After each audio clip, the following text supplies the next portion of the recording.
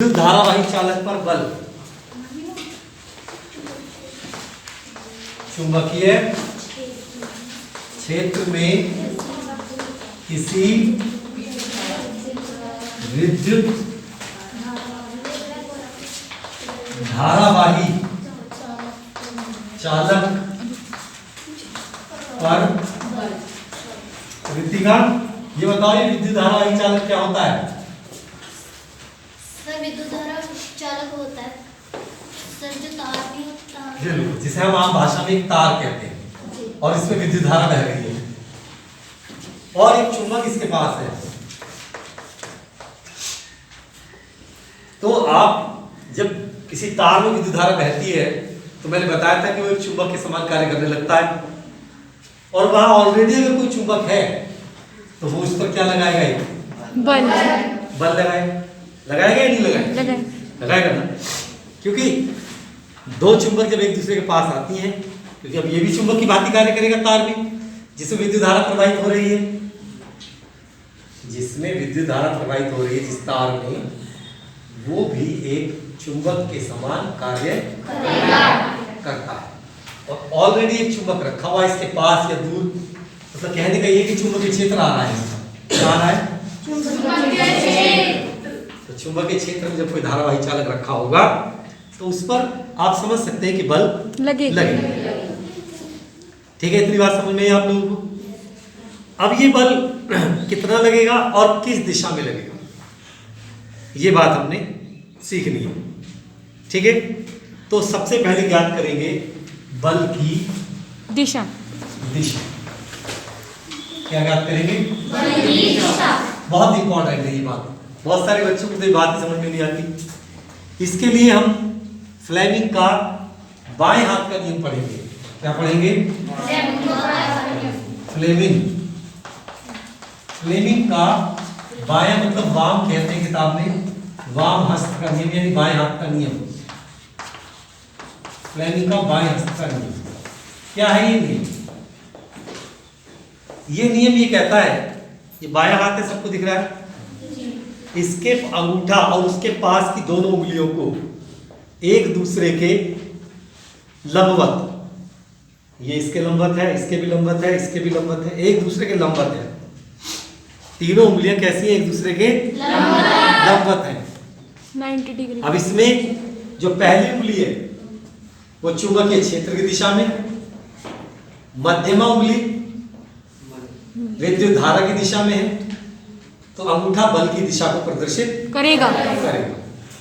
देखें इस पे चुंबकीय क्षेत्र ऐसे बह रहा है मान लीजिए, ठीक है, तो ये पहली उंगली किधर होनी चाहिए? चुंबकीय क्षेत्र की दिशा। और ये वाली उंगली किधर होनी चाहिए? विद्युत धारा। विद्युत धारा किधर जा रही है? ऊपर की तरफ।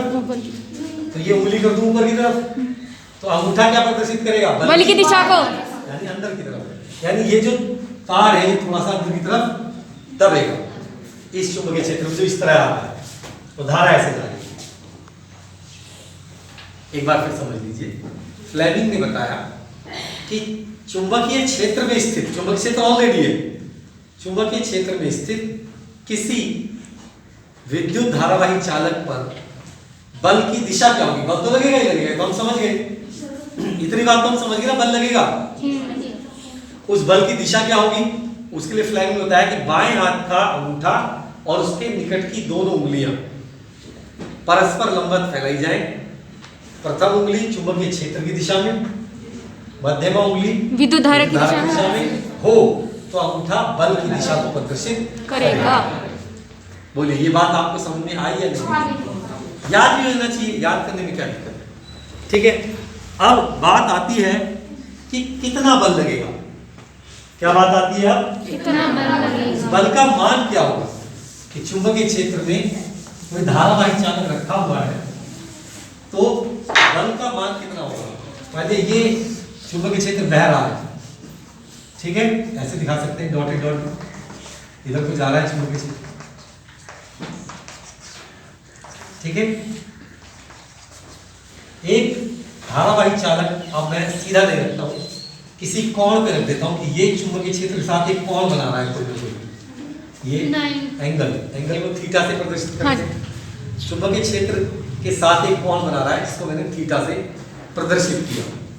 ठीक है, तो कितना बल लगेगा? उस बल का मान होगा बी। बी क्या है? चुंबकीय क्षेत्र की तीव्रता। आई विद्युत धारा चालक में जो विद्युत धारा बह रही है, ये चुंबकीय क्षेत्र की तीव्रता बी प्रदर्शित कर रहा है। आई चालक में धारा एल।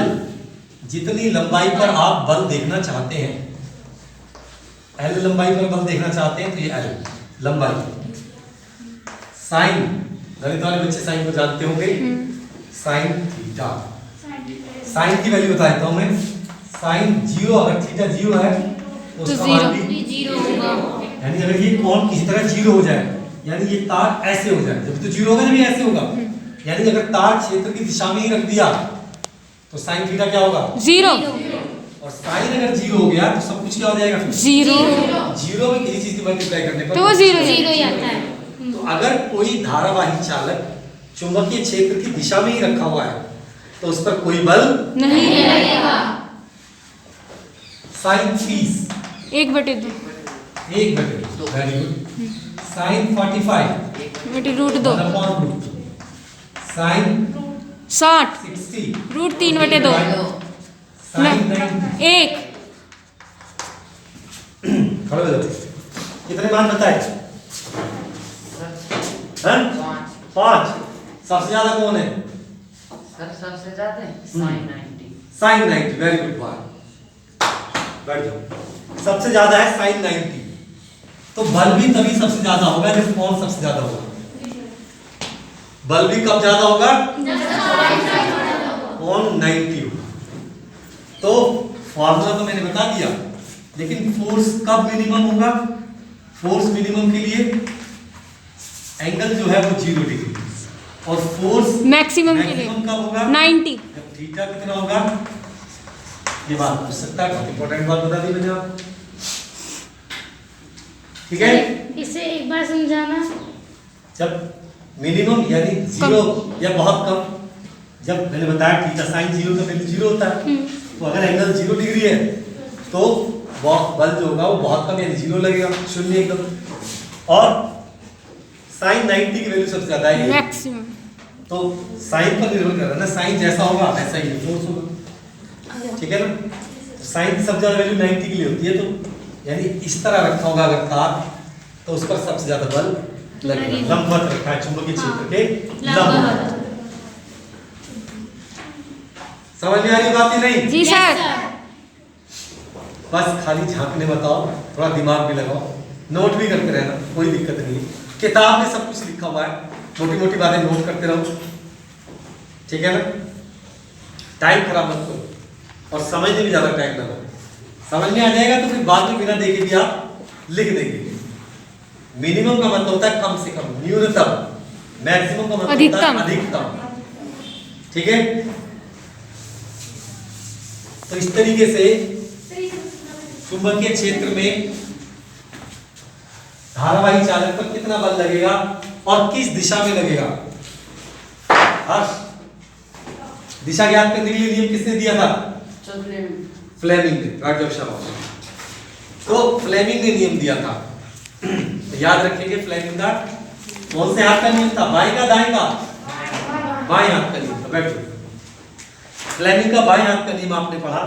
अब इस चैप्टर में थोड़ा और आगे चलते हैं, और ये जो बात आपने पढ़ी है इस बात पर आधारित आंकिक प्रश्न तो हम करेंगे ही करेंगे, लेकिन जैसे कि मैंने सूत्र बताया F बराबर BI साइन थीटा।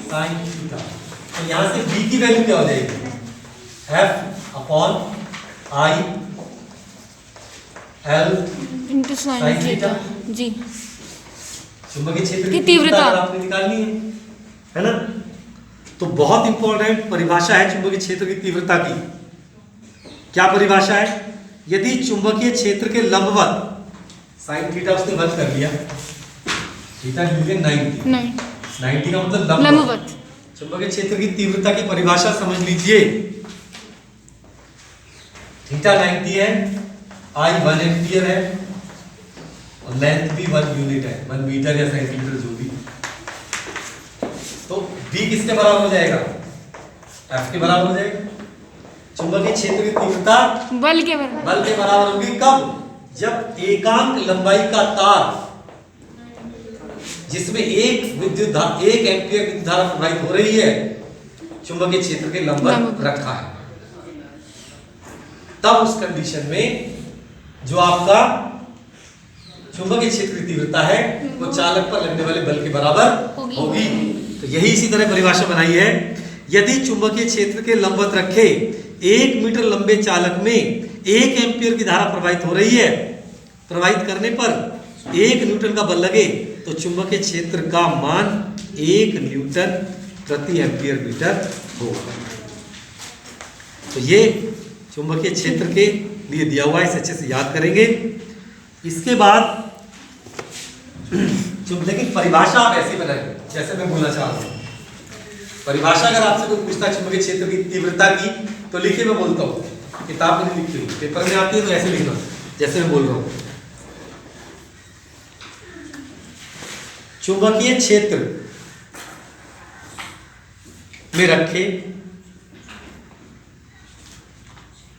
चुंबकीय क्षेत्र में रखे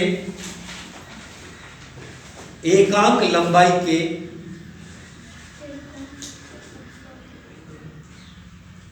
चुंबकीय क्षेत्र में रखे एकांक लंबाई के चालक में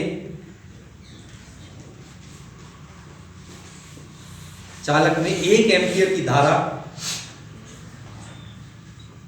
1 एम्पीयर की विद्युत धारा 1 एम्पीयर की विद्युत धारा प्रवाहित होने पर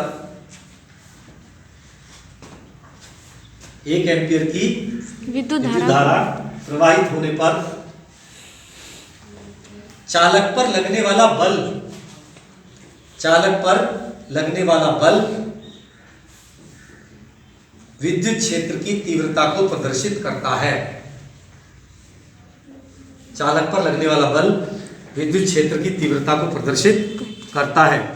बच्चों इस पे आंकिक प्रश्न आ सकता है, याद रखेंगे इस फॉर्मूले पर F बराबर BIL sin थीटा पर।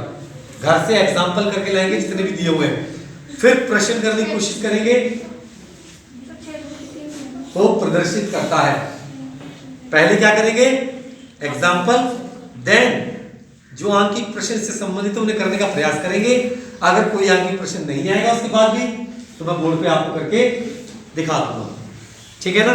कल जरूर करके दिखाऊंगा, चाहे आपको आए ना आए, एक प्रश्न तो मैं आपको जरूर करके दिखाऊंगा, या अभी करके दिखा दूं एक प्रश्न, सर करके दिखा दो, एक करके दिखा दो। समझ आएगा। चलिए डिमांड है तो कर देते हैं।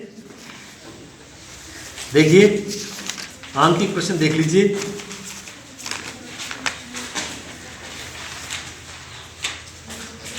ये रहा यहाँ पर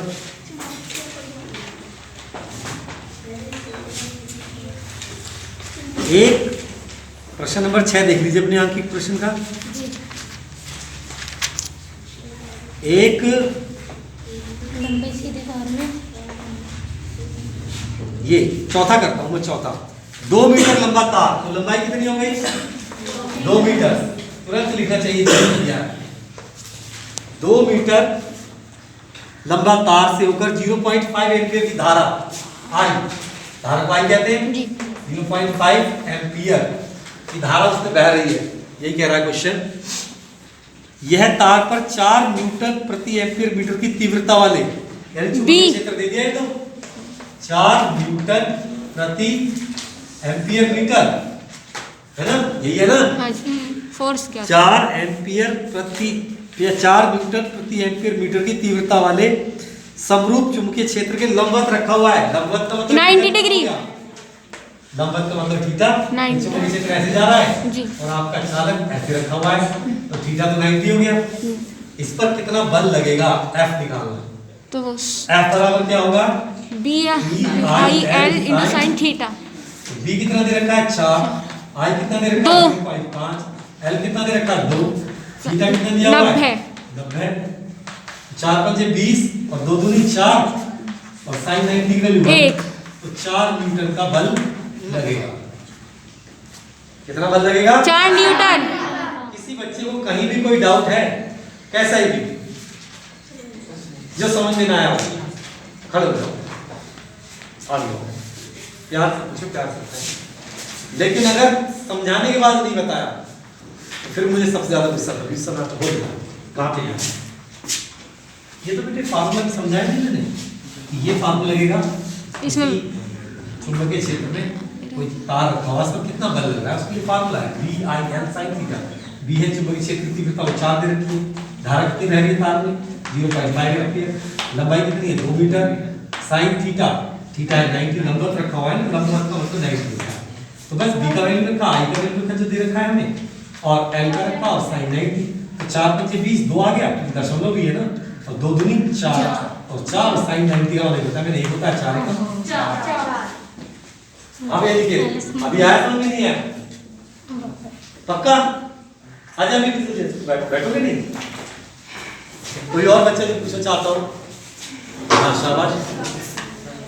हाँ ये क्या? सर जी क्या? समझा तू? साइड होकर समझाता हूँ। एक तार है जो चुंबकीय क्षेत्र में रखा हुआ है, तार की लंबाई दी है, उसमें कितनी विद्युत धारा प्रवाहित हो रही है वो दी है, और जो चुंबकीय क्षेत्र बह रहा है उसकी तीव्रता दी है, और लंबवत रखा हुआ है तो 90 दिया हुआ है। तार पर कितना बल लगेगा निकालना है, तो फिर मैंने तार पर लगने वाले बल का सूत्र अभी तो थोड़ी देर पहले बताया था, F बराबर BIL sin थीटा। अब B का मान, I का मान, L का मान और sin 90 रख दिए, सारे मान रख के गुणा तो करिए मैंने। और बता, अरे और बता ना, नहीं तो जाओ। और है कोई जिसकी लड़कियां वो किसी को समझ में ना आया हो? लड़कियां are more intelligent than boys it means, तो यही बात है या कोई और बात है? लड़कियां ज्यादा समझदार हैं इसलिए समझ गई, या समझना ही नहीं चाहती? जी मैं समझ आ गई समझ गई? सर, मैं समझ आ गया। समझ आएगा, आ गया होगा, इतनी कठिन बात थोड़ी ना है। बस। तो शायद एक पहली बार आया है, मुझे लग रहा है कि दूसरी बार, इसलिए इसको समझ में नहीं आ रहा, ये भी पहली बार आया है ना, दूसरी बार। जितना क्लास में आओगे उतना समझ में आएगा, ये तो बात निश्चित। फॉर्मूले में वैल्यू पुट तो कर ठीक है, आज मैंने इतना आपको पढ़ाया, ठीक है। अब आओ बेटे, वीडियो बंद कर दो आज।